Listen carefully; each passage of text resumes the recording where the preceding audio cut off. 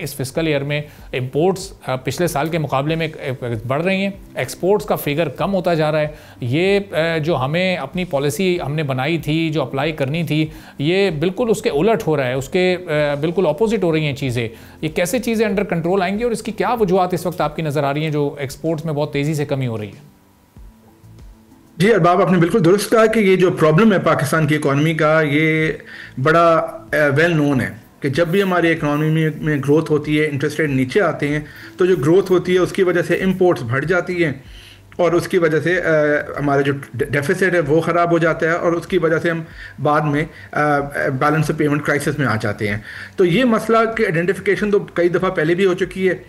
इसी वजह से गवर्नमेंट ने उड़ान पाकिस्तान का प्लान भी बनाया था कि इस बार जो हम ग्रोथ है वो एक हम बैलेंस्ड ग्रोथ करना चाहते हैं, एक्सपोर्ट ड्रिवन ग्रोथ करना चाहते हैं।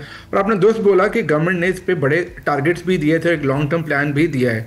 तो बहुत इंपॉर्टेंट है कि जो टारगेट्स है उसको मॉनिटर किया जाए और पब्लिकली डिस्क्लोज किया जाए कि अगर गैप है, अगर हम टारगेट पे मीट नहीं कर रहे तो ऐसे क्या वजह है कि जिसकी वजह से हम टारगेट को मीट नहीं कर रहे, कौन सी वो पॉलिसी ली गई थी कि टारगेट को अचीव किया जाए और कौन सी पॉलिसीज है जो इफेक्टिव नहीं हुई।